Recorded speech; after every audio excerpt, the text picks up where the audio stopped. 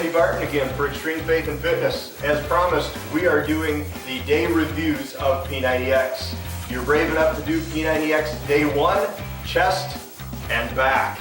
Here's what you have to look forward to in it. Here's a few tips to get you through, to get you in the best shape of your life. First, let's see what Tony has to say about P90X, chest and back.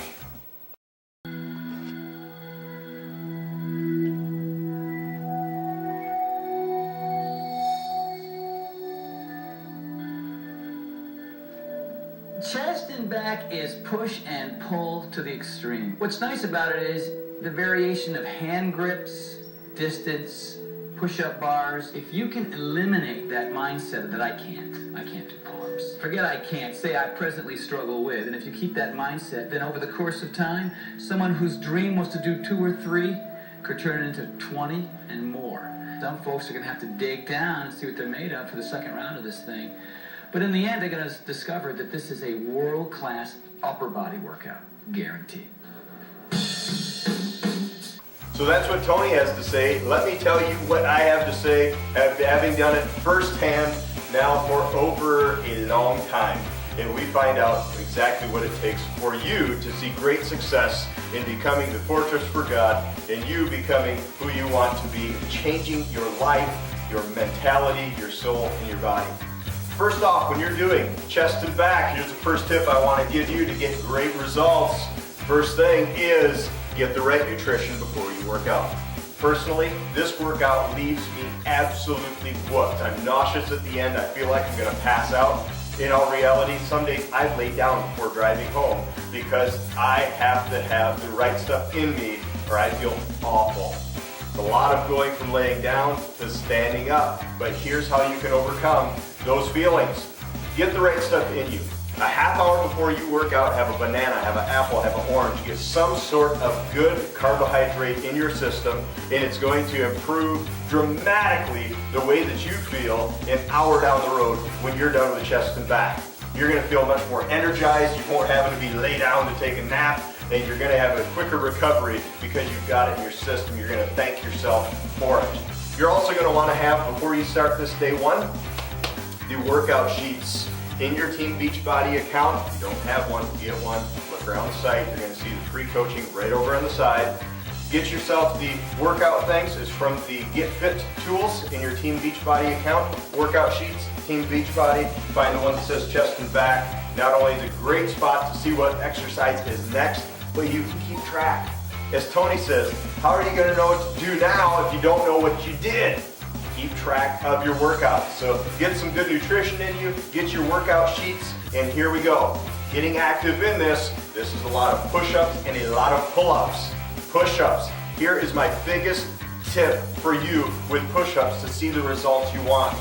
Push-ups are not moving your shoulders like this. Oh, my lands, it gets so frustrating. See people think they're doing a push-up, and they do 70 push-ups, and they get up thinking they're an animal, and they did absolutely nothing or little to actually improve what they're wanting to improve.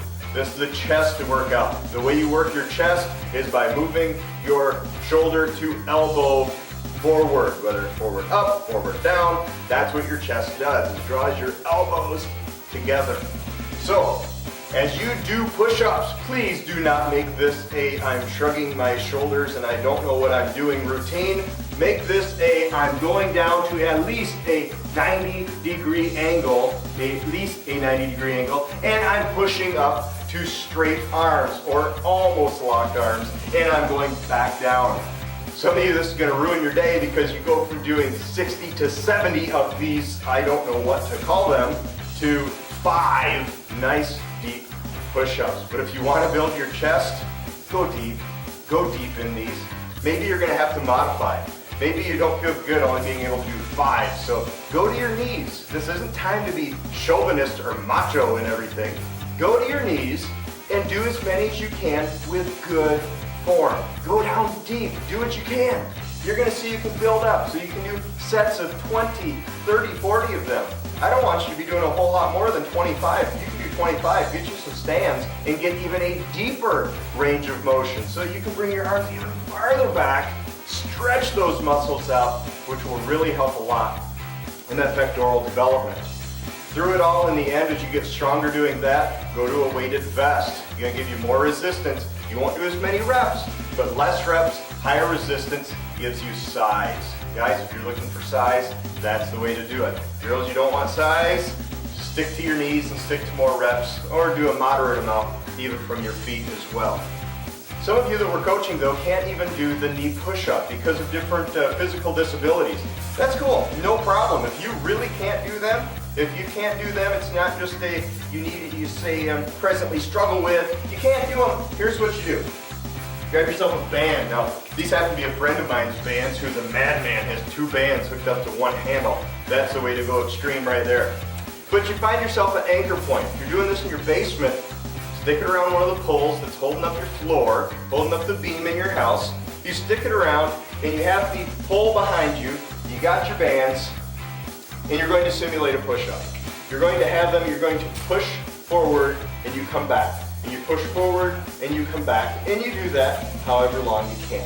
If it gets easy, take a step forward and try it again. Simulates the same motion as a push-up, working the same muscle groups, but you're not down on the floor. So great thing. Do make sure though that your anchor point is very, very secure. The last thing that you need is something flying off the wall, hitting you in the head. So if you need to modify your push-ups, use the band, go to your knees, hey, that's cool.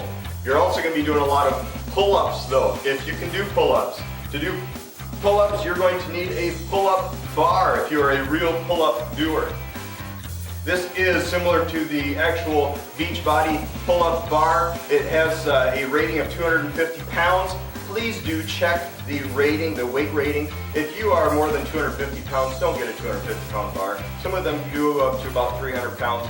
Check the weight that it is certified for before you go killing yourself or breaking something. That's not cool. We're here to build our bodies, not break things.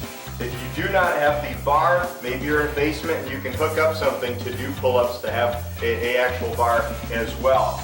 Regardless if you're able to do the bar, you can always resort to the bands. Same thing, get a good anchor point. Don't go using something that's going to come flying off the wall at you. Get something that's secure.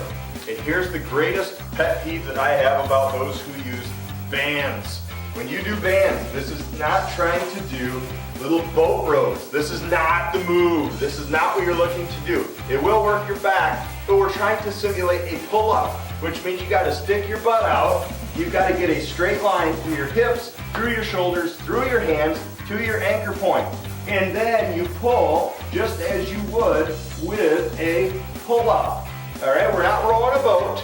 We're trying to give a mock pull-up motion in this. So make sure that you get your body in line from your hips to the anchor point to get that pull-up movement.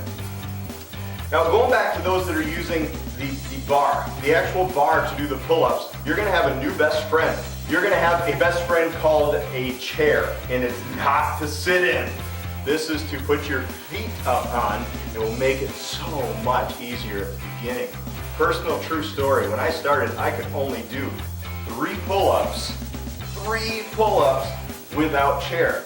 So I knew these routines are an hour long. I had to use all chair all the time for my first 3 weeks. By 6 weeks, I wasn't using any chair at all because you get stronger. And today, as I'm recording this, today I just set a record of 149 unassisted pull-ups because I started with a chair, I did my best, I forgot the rest, and each day I got stronger. So very, very important. Push-ups, pull-ups. There's a few other exercises in there. They're relatively simple. Use your dumbbells, use your band. You're going to do just fine with those. Throughout the workout, you're going to want something to drink. You're going to want a towel, and you're going to find that you may want to add something to your drink. If you're just drinking water, you may want to put a little Gatorade mix, or even better yet, use the P90X Results in Recovery drink. It's made specially for it. So it's going to be exactly what you need. It also has the complex carbs as well as some protein in it. Not a ton of protein, and it's gonna help you feel much, much better. I don't say that because I'm a dealer of it. I say that because it works, and you're going to love the way that you feel and you recover from it. After you're done working out, you have about a 20-minute to 30-minute window where you need protein in your body to help your muscles heal, to help soak in where your muscles are torn, get the protein in there, especially if you're wanting bulk. General rule of thumb, how much do you weigh? You need that many grams of protein in a day, and get a large portion of them right in that little window. Chest and back, that's exactly what I have to say is what we just shared. You're going to want a complex carb in the mix of there. Get your worksheets, push-ups, pull-ups, recovery drink, protein. That's going to help you. Check it out next time, our plyometrics review, as that is day 2 of P90X. P90X, chest and back, you've got what you need to bring it. This is Randy Barton for Extreme Faith and Fitness. See you next time.